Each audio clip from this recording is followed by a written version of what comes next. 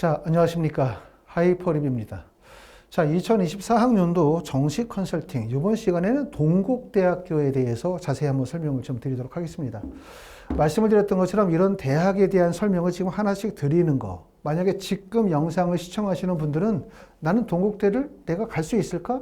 갈까 안 갈까를 전혀 알지 모르기 때문에 쉽게 와닿지 않으실 거예요. 하지만 시험을 보시고 난 다음에 나의 표준 점수나 나의 100분의 1을 환산해 보면 내가 동국대를 갈 수 있다, 가지 못한다는 걸 알 거고, 만약에 동국대학교를 내가 지원해야 되는 상황이라면 이 영상이 좀 도움이 될 거라고 생각을 합니다. 그리고 또 이러한 영상들을 준비하는 과정이 결국은 하이퍼리뷰가 정시 컨설팅을 준비하는 과정을 보여드리고 있다라고 생각하셔도 좋을 것 같습니다. 자, 동국대학교는 2024학년도에 많은 변화들이 있어요. 이런 변화들을 유심히 관찰하셔야 돼요. 변화를 유심하게 관찰해야 되는 이유는 여러분들이 나중에 수능시험 보고 난 다음에 받아보는 입시기간의 배치표, 다시 말하면 진학사, UA, 종로, 대성 등등등의 여러 기관의 데이터라고 하는 것은 2023학년도의 데이터에다가 2024학년도의 수능의 결과를 접목시켜 놓은 거예요. 그렇기 때문에 2023년도의 입시의 결과가 2024학년도의 입시의 결과가 될 수가 없어요. 현실적으로 말이 안 맞는 거예요. 그렇기 때문에 이러한 변화, 다시 말하면 2023년도에서 2024학년도로 변화가 발생이 되어지는 것이 배치표에 적용이 되지 못한다는 걸 꼭 아셔야 됩니다. 우리가 정시원서 쓸 때 가장 하지 말아야 되는 게 바로 뭐냐면 입시기관에서 제공하는 배치표를 맹목적으로 믿고 따르는 거 하시면 절대로 안 되고 이거를 분석하고 이해하는 능력을 키우셔야 된다 말씀을 드릴 수가 있고요. 그렇기 때문에 이게 중요합니다. 동국대학교 2024학년도의 변경사항을 보면 첫 번째는 학과 특성화에 따른 편제 조정에 따라서 물리학과와 시스템 반도체학과가 분리가 되어지죠. 원래는 2023년도에는 물리 반도체학과에서 63명을 선발했는데 2024학년도는 이과대학에서 물리학과에서 23명을 선발하고 그 다음에 AI 융합당에서 시스템 반도체학과에서 40명을 선발을 한다는 점. 결국은 이렇게 분리가 되어지면 물리학과와 그 다음에 시스템 반도체학과가 분리가 되어지면 우리가 알고 있는 건 종전에 물리 반도체학과 63명을 뽑게 되어질 때 입시의 데이터는 알고 있지만 결국 이게 두 개가 분리가 되어졌을 때 데이터 추측이 안 되는 거죠. 그렇기 때문에 이런 부분들이 어려운 점이고 또 어려운 점이 기회라는 점. 이렇게 꼭 아셔야 돼요. 성적이 좋은 학생들 입장에서 볼 때는 사실상 변화가 발생이 되어지는 것보다 전년도의 패턴이 그대로 유지가 되어졌을 때 원서 지원이 용이하죠. 하지만 성적이 좋지 않은 상태에서 동국대를 상향 지원하시는 분들 입장에서 볼 때는 이렇게 뭔가 누더기가 되어졌을 때 변화가 많을 때 그만큼 기회가 발생이 될 수 있다는 점 알아두시면 될 것 같고, 두 번째는 첨단 분야, 다시 말하면 지능형 로봇, 기계, 로봇, 에너지 공학과가 종전에는 55명이었다가 100명을 선발하면서 45명이 충원이 되어졌어요. 증원이. 그렇기 때문에 인원이 매우 커졌으니까 이렇게 갑자기 인원이 많이 늘게 되면 학생들이 대량으로 몰릴 가능성이 높죠. 왜? 모집 인원이 많아졌다는 것은 그만큼 기회가 된다는 판단을 하고 있기 때문에 결국은 이렇게 모집 인원이 많아지면 이 학과보다 다른 학과, 다시 말하면 모집 인원의 변동이 없는 학과에 끼치는 영향이 더 크다는 점 꼭 알아두셔야 돼요. 모든 분들이 틀림없이 모집 인원이 크게 늘어난 45명이라는 인원이 증원이 되어지고 또 인기학과인 기계, 로봇, 에너지학과에 관심이 집중이 되어질 때 다른 학과들, 같은 군에 있는 다른 학과에서 기회가 생길 가능성이 되게 높습니다. 세 번째는 수능 영역별 반영 비율이 변경됐다는 점. 이 점이 정말 제일 중요하다고 말씀을 드릴 수가 있는데 동국대학교는 2023학년도에 영어 영역에서 20%의 반영 비율을 줬어요. 수능 100% 중에서. 그런데 올해 15%로 영어의 반영 비율을 줄였고 영어의 반영 비율을 줄었지만 영어 1, 2, 3, 4, 5등급의 등급 간의 점수의 차이는 발생이 되어지지 않았어요. 변화가 없었어요. 결국은 뭐냐면 영어의 영향력이 감소됐다. 영어의 영향력이 감소되면 어떤 다른 영역, 다시 말하면 국어나 수학이나 탐구의 영향력이 올라갔을 가능성이 높겠죠. 그러면 결국은 2023학년도의 입시 결과, 그 입시의 결과는 전년도의 수능 영역별 반영 비율에서 산출될 결과이기 때문에 2024학년도의 결과와 매칭이 될 수가 없는 거예요. 그렇죠? 이런 점들이 동국대학교가 우리가 좀 더 관심을 가지면 결실을 얻어낼 수 있겠다라는 말씀을 드리고 있는 거고, 더군다나 동국대학교는 건국대학교하고 마찬가지로 수능 100% 반영 중에서 한국사의 5%를 반영을 했어요. 2023년도에. 그런데 올해는 5%를 어떻게 바꿨냐면 등급별 감점 기준 적용 방식으로 바뀌었다는 얘기죠. 그러니까 한국사의 5%, 영어의 5%가 결국은 국어나 수학이나 탐구로 바뀌었겠죠. 그만큼 국어나 수학이나 탐구의 영향력이 전년도보다 더 확대가 되어졌다라고 말씀을 드릴 수가 있고요. 어떤 변화가 있는지 보니까 인문계열, 체육교육이나 영화, 영상 계열에서는 종전에는 국어가 30%를 반영을 했는데 국어 반영비를 35%, 그 다음에 수학의 반영비를 25%로 했기 때문에 종전에는 국어와 수학의 반영 비율의 차이가 5% 격차였었는데 보시는 것처럼 수학과 국어의 반영 비율이 10% 편차로 더 확대가 되어졌다. 이 점을 확인하실 수가 있고, 영어는 모두 다 20%에서 15%로 줄었고요. 탐구는 20에서 25% 늘었어요. 결국은 인문계열에서는 국어와 탐구의 영향력이 확대가 되어졌다라고 말씀을 드릴 수가 있고, 자연계열에서는 국어는 변화가 없고 수학이 30에서 35%로 늘었으니까 국어와 수학의 반영 비율의 차이가 10%로 늘었고요. 탐구가 20에서 25%로 반영 비율이 확대가 되어졌습니다. AI 소프트 융합 인문 계열에서는 수학이 30에서 35%로, 그 다음에 탐구가 20에서 25%로 확대가 되었고, 조소 전공은 국어가 40에서 45%로, 그 다음에 탐구는 35%에서 45%로 확대가 되어졌다는 점 꼭 확인하시고요. 자연계열은 미적분과 기하 중에 하나를 선택을 하고요. 특히 바이오 시스템 대학, 그리고 가정대학은 확률과 통계, 미적분, 기화 이 세 개 과목 중에서 하나의 과목의 선택이 가능하다는 점, 그리고 제2외국어가 제2외국어나 한국의 탐구 영역을 대체할 수 없습니다. 제2외국어나 한문이 탐구 영역 한 과목을 대체할 수는 없어요. 보시는 것처럼 이제 동국대학교의 변화가 많아요. 그 변화가 많은 것 중에 가장 눈에 띄는 변화는 수능 영역별 반영 비율의 변화. 결국은 2023년도의 입시의 결과는 2023년도에 수능 영역별 반영 비율의 기반을 두고 만들어진 데이터인데 2024학년도의 데이터가 바뀌었다는 얘기예요. 그리고 2023년도의 수능과 2024년도의 수능이 바뀌기 때문에 결국은 뭐냐면 입시기관에서 제공하는 데이터만을 보고 그대로 원서를 쓰시면 절대 안 된다는 점을 말씀을 드리고 싶고, 여기서 다시 한번 말씀을 드리면 입시기관에서 데이터를 만들어서 제공을 하니까 그게 얼마나 감사합니까, 사실은. 왜냐하면 그것도 없으면 우리는 원서 지원의 방향을 전혀 잡을 수가 없을 거예요. 그렇죠? 하지만 입시기관에서 제공하는 데이터라고 하는 게 실제 입시기관에서 수능시험을 보고 나오는 학생들에게 다 출구조사를 하고 데이터를 분석해가지고 만들어내는 데이터가 아니라 2023년도의 데이터에다가 2024년도의 수능 전체적인 표준점수 100분이 학생 수를 접목시켜서 대략적인 추정치를 만들어 놓고, 그러고 난 다음에 학생들이 모의 지원하는 경향에 따라서 그 경향성을 맞춰 나가는 거예요. 그러다가 마지막에 수능에 가서는 확 낮추죠. 하향 안정 지원. 왜? 우리가 원서 쓰라는 대로 해서 썼더니 붙더라. 아, 내가 어느 사이트를 보고 썼더니 붙더라. 이거를 만들어내려고 하는 거죠. 그렇죠? 그렇죠? 그렇기 때문에 입시기관의 데이터는 단지 추정치에 불과할 것 뿐이지 그거 보고 무조건 원서를 써야 되는 건 아니다. 이거는 아마 입시기관에다 물어봐도 마찬가지일 거예요. 우리가 제공하는 데이터가 100% 맞는 데이터는 아니고 그냥 여러분들이 원서를 쓰는데 필요한 추정치다 라고 하는 걸 보고 있는 거죠. 그렇기 때문에 여러분들이 이 추정치에 반영이 되지 못하는 게 뭐냐? 바로 2023년도와 2024학년도에 변화되는 상황이 전혀 반영이 되지 못하는 거예요. 그렇기 때문에 이거는 입시를 이해하시는 분들이 자의적으로 판단하고 이해하셔야 된다는 점, 이 점을 꼭 말씀을 드리고 싶습니다. 자, 모집인원의 변화는, 동국대학교는 모집인원의 변화는 크지 않아요. 지금 보시는 것처럼 가군에서는 전년도에 512명, 요번에 535명, 나군에서 594명에서 589명으로 가군과 나군의 모집인원이 거의 비슷하게 선발하고 있다는 점, 요거 특징으로 볼 수가 있고요. 그 다음에 동국대학교가 25년도로 가면은 가나다군, 다시 말하면 가나다군에서 선발합니다. 건국대학교도 가나다군에서 선발하잖아요. 그렇죠? 가나군에서 선발하다 가나다군으로 선발 인원을 이렇게 넓혔습니다. 군 자체를. 이런 점이 달라졌다고 보실 수가 있고요.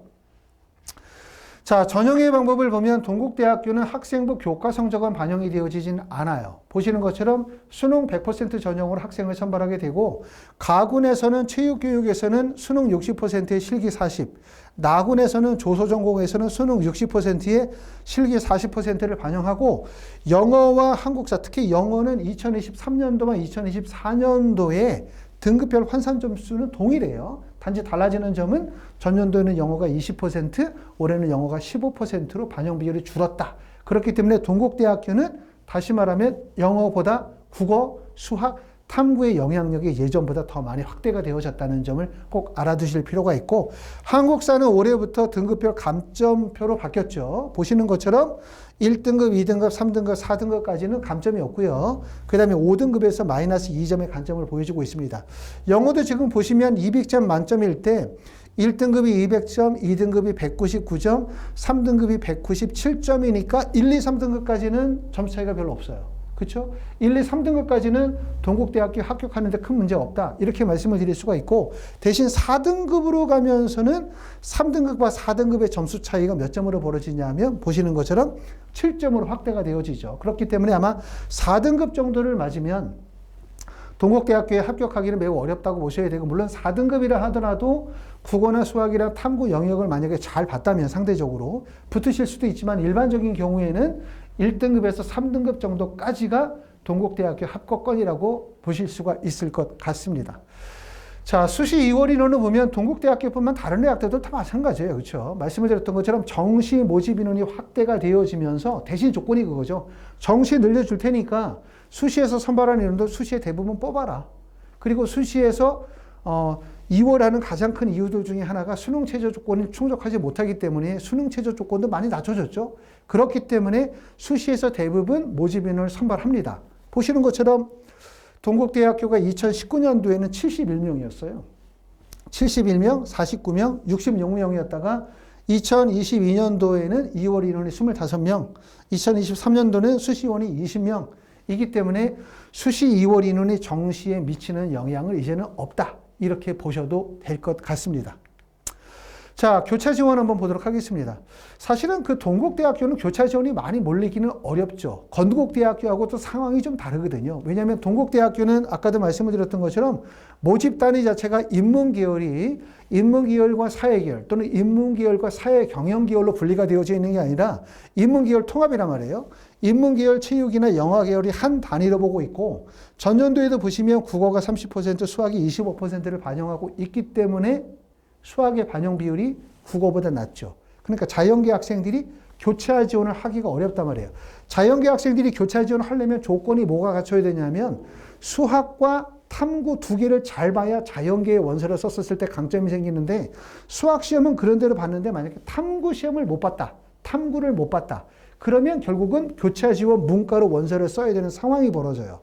근데 지금 보면 동국대학교는 2023년도에도 수학의 반영 비율이 적었죠. 그렇기 때문에 교차 지원이 몰리기 어렵고, 더군다나 2024학년도에는 국어의 반영비율이 35, 수학의 반영비율이 25%이기 때문에 그만큼 교차 지원이 몰리기 어려워요. 하지만 자연계 학생들이 문과로 교차를 쓴다는 경우가, 나 자연계니까 수학 시험을 잘 봤어? 탐구 못 봤으니까 교차를 쳐. 이것만 있는 게 아니라 자연계 학생들 중에서 문과적 성향이 있어서 국어를 잘 보는 학생들도 있죠. 국어를. 수학을 못 보고 국어를 오히려 잘 보는 학생들이 있단 말이에요. 그런 학생들은 동국대학교의 전형에 적합할 수도 있습니다.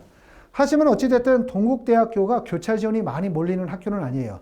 교차를 치려면 첫 번째 조건이 학과에 부적응하더라도 일단 대학을 얹히자. 이 중이고, 그럼 상위권 대학 중심이 될 가능성이 높고, 일반적으로 교차가 집중되어지는 구간이 대부분 다 중대 이상의 구간에서 교차가 대부분 집중되어지는 구간이고, 중앙대 밑에 있는 대학교, 다시 말하면 경희대 하위 구간으로 갈 때는 대부분 실용적인 학과, 실용적인 선택을 하는 경우들이 많아요. 그렇기 때문에 동국대학교는 그렇게 교차가 많이 몰리진 않고요. 자, 교차 지원, 모의 지원 결과를 보시게 되어지면 동국대학교는 2022학년도 교차 지원의 비율이 46.1%였는데 2023년도의 교차 지원의 비율이 27.4%로 좀 하락을 했습니다. 이렇기 때문에 교차 지원이 많이 몰리진 않는데, 대신 말씀을 드렸던 것처럼 동국대학교 교차를 몰리는 학생들이 정통적으로 수학시험 잘 보고 탐구 시험을 못 본 자연계 학생들은 동국대학교에 몰리지 않죠.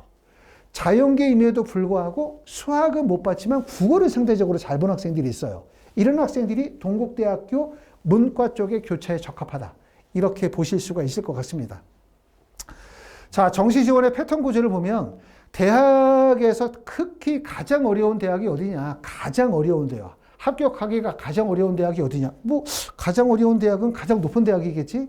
의대가 가장 어렵겠지? 서울대, 연고대가 가장 어렵겠지라고 생각할 수 있지만 실제 대학 합격에서 제일 어려운 대학이 어디냐라고 물어보면 건국대, 동국대 라인이라고 저는 설명을 좀 드리고 싶어요. 왜냐하면 대학이 약간 어떤 모양으로 생겼냐면 이런 모양으로 생겼어요. 이렇게 호리병처럼. 이렇게 전체적으로 여기에 이렇게 구조가 나오다가 이렇게 퍼지는 구조거든요.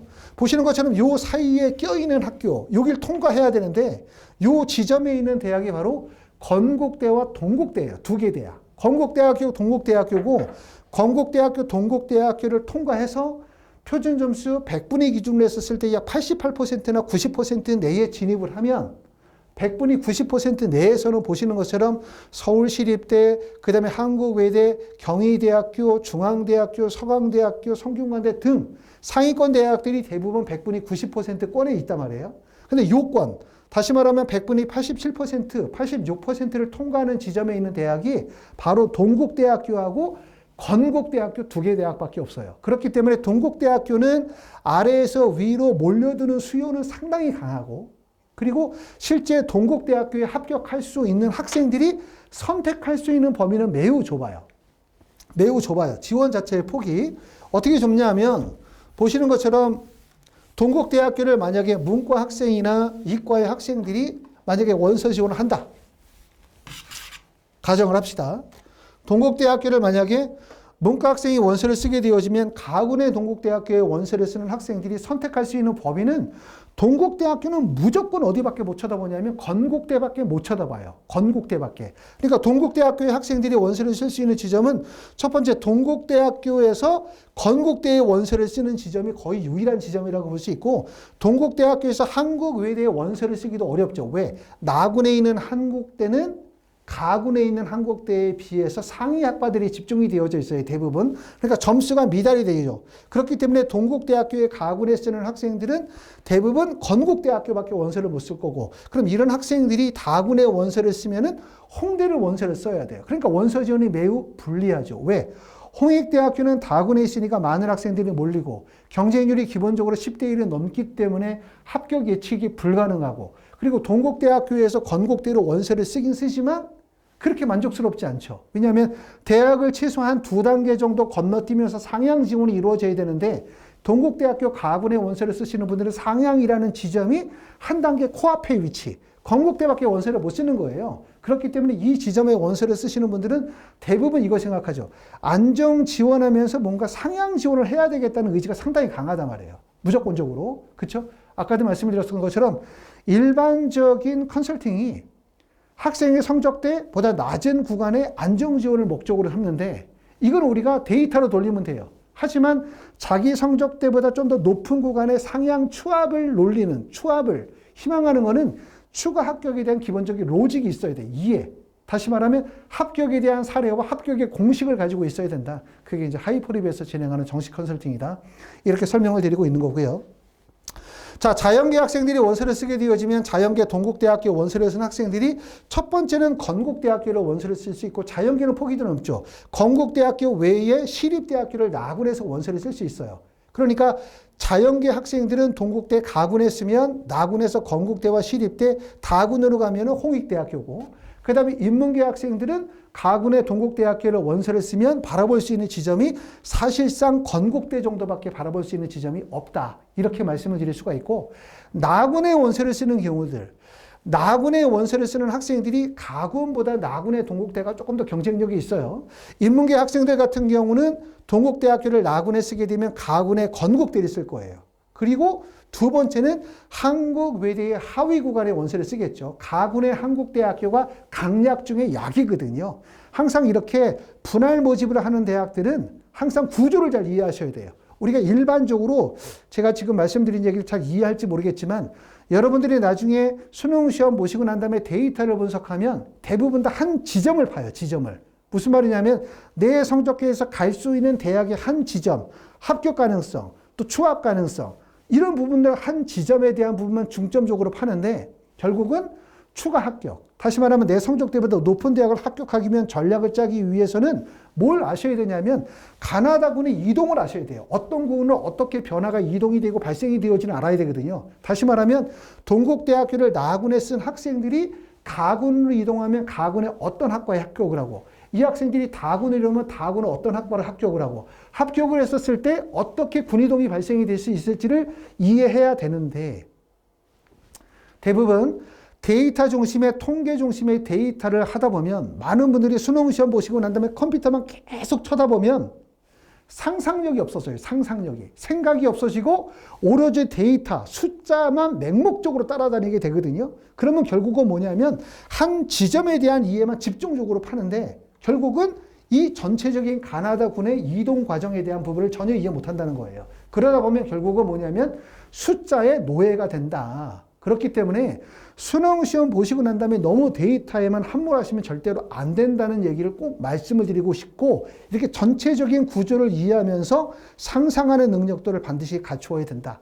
이렇게 말씀을 드리는데 동국대학교는 나군의 문과 학생이 원서를 쓰게 되면 가군의 건국대를 쓸 거고 가군의 한국외대를 쓰는데 아시는 것처럼 가군의 한국외대는 수능 원서 접수 마지막까지 미달이 되다가 원서 접수 마지막 날 오후 시간에 터지는 데가 바로 한국외대죠. 그만큼 눈치 작전이 매우 치열한 지점이다라고 볼 수가 있고 자, 이 학생들이 결국은 다군으로 쓰게 되면 다군에서는 또 홍대밖에 없어요. 그만큼 동국대학교는 말씀을 드렸었던 것처럼 건국대, 동국대는 전체 상위 구간으로 돌아가는 쉽게 말하면 다리와 같은 역할이고 이 다리와 같은 역할에 놓이시게 되면 사실상 원서 지원의 폭 자체가 동국대, 건국대, 홍대 라인에서 그냥 끝나버리기 때문에 아주 만족스럽지 않아요. 그렇죠? 그리고 이 동국대는 사실상 붙을 수 있는 학생들이 원서를 쓰기보다는 아래에서 위로 치는 지점이에요. 아래에서 위로 온다는 얘기냐면 세종대, 숙명대, 그 다음에 세종대, 숙명대, 숭실대, 국민대, 서울과학기술대학 대학이 정말 많잖아요. 이 많은 대학들이 오로지 어디를 쳐다보고 있냐면 동국대학교만 바라보고 있는 지점이다. 그만큼 합격하기가 정말 쉽지가 않아요. 그렇게 보실 수가 있을 것 같습니다. 자, 합격자 70% 상위 100분위를 보면 자, 동국대학교를 합격하려면 100분위 몇 퍼센트? 국어, 수학, 탐구 두 과목의 100분위가 보시는 것처럼 인문기울은 대략적으로 87%에서 85% 정도의 점수 구간에 속하면 동국대학교에 붙을 수 있다고 볼 수 있고 2023년도에 100분위 기준으로 봤었을 때 경영정보가 87.5%로 제일 높고요. 그 다음에 미디어가 84.16%예요. 이해가 잘 안 되죠. 왜? 미디어 학과는 제일 높은 학과 아니야? 보통 일반적으로 인기가 제일 많은. 근데 왜 이렇게 낮지? 이렇게 생각할 수 있어요. 그죠? 요거는 잠시 후에 제가 설명을 좀 드리겠습니다. 왜 그런지. 자, 두 번째는 인문계열 나군은 지금 보시는 것처럼 나군의 학과들이 뭐가 있냐면 경찰행정, AI 소프트, 회계, 경영, 법학, 광고 홍보 여기까지가 상위 학과인 거예요. 그러니까 이 동국대학교는 가나군에 분리 모집을 하게 되어지는데 한국외대 정도만 까더라도 어떻게 진행을 하냐면 가군의 약한 과를 쓰고 나군의 강한 과를 둬요. 그 이유는 뭐냐면 상위 대학들이 분할 모집을 진행하지 않거나 분할 모집을 진행한다 하더라도 가군과 나군 중에서 상위 학과와 하위 학과가 분리가 되어져 있기 때문에 사선으로 움직이게 되거든요. 그런데 지금 보시는 것처럼 동국대학교는 가군과 나군의 분할 모집을 하면서 같은 군안에서 상위과와 하위학과를 같이 섞어놨죠. 다시 말하면 가군의 하위학과, 나군의 상위학과를 두는 게 아니라 가군에도 상위학과와 하위학과, 나군에도 상위학과와 하위학과를 나눠놨어요. 그만큼 이걸 잘 이해하셔야 될 것 같고 나군에서는 지금 보시는 것처럼 하위학과는 어디가 하위학과냐? 사학과나 정치학과나 영어영문학과나 불어불문학과, 뭐 철학과 이런 학과들이 하위학과죠. 하위학과가 철학과인데 철학과가 지금 보니까 점수로는 한 중간 정도 이 정도로 보여지고 있습니다. 가군의 자연계열도 볼게요. 자연계열도 지금 보시면 가장 높은 학과는 융합에너지학과가 100분위 점수가 88.8333점이고요. 가장 낮은 학과는 가정교육학과가 85.333이고 보시는 것처럼 가군에서도 자연계 상위 학과는 융합에너지, 전자전기, 물리반도체, 기계 로봇 이 정도 산업 시스템까지 섞을 수가 있을 거고요. 하위 학과라고 한다면 바이오 환경, 생명과학, 가정교학, 화학과 정도가 하위 학과인데 작년에는 화학과가 상위 학과로 이동을 한 겁니다. 이렇게 나눠져 있고요. 나군의 자연계열을 보시면 상위 학과는 약학과 AI 소프트가 상위 학과일 거고 그 다음에 화공생물 이 정도 그 다음에 또 뭐 통계학과 정도까지가 하위학과라고 볼 수 있고 상위. 하위학과는 의생명, 정보통신, 건설환경, 수학과, 식품역학가 좀 낮은 학과라고 말씀을 드릴 수가 있을 것 같습니다. 동국대학교는 전년도에는 2022년도에 비해서 충원율이 많이 높아졌어요. 인문계열의 가구는 전년도보다 충원율이 55.88%. 보시는 것처럼 충원율이 2022년도 가군에서는 46.9%였는데 102%로 증가했죠. 그러니까 충원율이 많이 올랐어요. 충원율이 올랐다. 왜 충원율이 올랐을까? 충원율이 올랐다는 얘기는 동국대학교의 원서를 쓴 상위 구간의 학생들이 타 대학으로 합격했다는 논리겠죠. 그렇죠? 충원율이 높아졌다는 얘기는. 그 얘기는 무슨 말이냐면 동국대학교의 원서를 쓴 학생들 중에 상위 학생들이 많이 몰렸다는 뜻이에요. 많이 몰렸다. 많이 몰렸다. 그만큼 동국대학교의 상위권의 학생들이 몰렸다. 그래서 충원율이 높아졌다고 이해하실 수가 있고 보시는 것처럼 인문계, 자연계, 가군, 나군 다 합쳐서 충원율이 몰린 점을 아실 수가 있고요. 인문계열에서 가군과 나군 중에서 충원율이 어디가 더 높은가를 봅시다. 인문계열은 가군의 충원율이 102.7%고 나군의 충원율이 46.9%예요. 그러면 결국은 인문계열은 가군과 나군 중에서 어디가 세? 결국은 가군이 센 거예요. 충원율이 높다는 얘기는 상위권 학생들이 동국대학교의 가군의 원서를 쓰면서 나군의 상향을 친다는 얘기겠죠. 그렇기 때문에 가군이 쓰다고 볼 수가 있고 자연계열도 지금 보면 가군의 충원율은 124.6%, 나군의 충원율은 82%이기 때문에 가군의 상위권 학생들이 많이 몰리는 거예요. 동국대학교는 비교적 가군의 상위권 학생들이 많이 몰리고 있다. 이 점을 우리가 확인할 수 있습니다. 자, 입시 결과 한번 보도록 하겠습니다. 지금 보시는 내용은 2022년도, 2023년도의 경쟁률, 환산점수, 백분위, 충원율을 우리가 비교해서 보실 수 있고요. 보시는 내용에서 보면 경쟁률은 동국대학교 가군의 인문계열은 전년도보다 경쟁률이 좀 낮아졌죠. 5.89에서 5.61 정도 경쟁률은 낮아졌고 충원율은 보니까 46번 92%에서 102.7%로 충원율은 2배 이상 올랐어요. 결국은 뭐냐면 경쟁률은 낮아졌는데 충원율은 높아졌다. 다시 말하면 상위권 학생들이 많이 동국대학교에 몰렸다라고 보실 수가 있을 것 같고 여기서 우리가 주목할 점은 뭐냐면 미디어 커뮤니케이션 학과가 아까도 말씀을 드렸었던 것처럼 동국대학교 가군에서 점수가 제일 낮아요. 2023년도 100분위를 보니까 가장 높은 경영정보가 87.5, 100분위일 때 미디어 커뮤니케이션이 84.167%니까 격차가 크죠. 제일 하위 구간입니다. 이 점을 이제 설명을 드리는데 이거는 지난번에도 제가 말씀을 드렸던 것처럼 이거예요. 핵심은. 여러분들이 수능시험 보고 수능시험 결과가 나오고 그리고 나의 표준점수, 나의 100분위를 가지면 내 성적을 가지고 뭘 결정할 수 있냐? 대학을 결정할 수 있어요. 아, 내가 이번에 표준점수 600점 만점의 표준점수를 몇 점을 맞았어. 나는 100분위를 볼 때 100분위가 87% 정도 100분위를 맞았어? 그러면 생각할 수 있는 게 87조 100분위면 동국대학교 정도 원서 쓸 수 있고 좀 상향을 하면은 건국대도 원서 지원이 가능하겠다. 여기까지는 되는 거예요. 여러분들이 수능시험 보고 수능시험의 결과를 가지면 대학은 결정할 수 있어요. 대학은. 하지만 학과 결정은 불가능하다. 학과 결정은 불가능하다. 왜 불가능하냐면 미디어 커뮤니케이션 학과가 전년도에 100분위가 84.16%라고 해서 내가 만약에 이번에 수능시험 보고 내가 100분위가 85%면 미디어 커뮤니케이션 전년도가 84%니까 미디어 커뮤니케이션보다 1% 높으니까 나는 합격 가능성이 높겠다. 그러니까 미디어 커뮤니케이션 원서를 쓴다. 붙을 수 있을까? 불가능하다는 얘기예요. 불가능해. 왜? 이렇게 한 대학의 모집 단위는 점수가 고정화되어진 게 아니라 그 해의 원서 지원의 흐름에 따라서 변화가 크다는 점이에요. 변화가. 그래서 이거를 2022년도로 한번 바꿔볼까요? 2022년도로 바꾸면 이렇게 되죠. 다시 말하면 2022년도에 미디어 커뮤니케이션 학과는 전체 가군 중에서 5위였어요. 5위. 100분위가 87%의 100분이었단 말이에요. 근데 이게 2023년도로 가면서 미디어 커뮤니케이션 학과가 하위 학과로 떨어진 거죠. 그러면 과연 올해는 어떻게 될까? 다시 이게 올라갈 가능성이 상당히 높겠죠. 그런데 입시 기관에서 제공하는 데이터는 이런 예측이 안 된다는 거예요. AI는 기계야. 기계는 예측이 안 돼. 상상을 못 해. 단지 데이터만을 얘기하고 있기 때문에 결론적으로 얘기하면 동국대학교 미디어 커뮤니케이션은 낮은 과다. 원서 쓰면 붙는다라는 판단을 할 거예요. 그리고 여기에 많은 학생들이 몰리겠죠? 몰리면 점수는 어떻게 된다? 올라간다는 얘기예요. 그만큼 이게 이제 모집 단위의 학과 결정이 매우 어렵다. 이 점에 대해서 제가 설명을 드리고 있습니다. 자, 나군의 인문계열도 지금 보시는 것처럼 경영, 경찰, 행정학과가 제일 높은 과라는 건 뭐 이해가 되고 철학과가 상대적으로 되게 높아졌죠. 요 점을 우리가 주목할 필요가 있습니다. 철학과는 전년도에 경쟁률이 6대1에서 7.4대1로 경쟁률이 높아지면서 철학과가 일반적으로 생각하면 좀 하위학과, 철학과나 사학과나 이런 학과들이 하위학과라는 생각을 하지만 오히려 하위학과가 학생들이 몰리면서 점수가 위로 올라갔어요.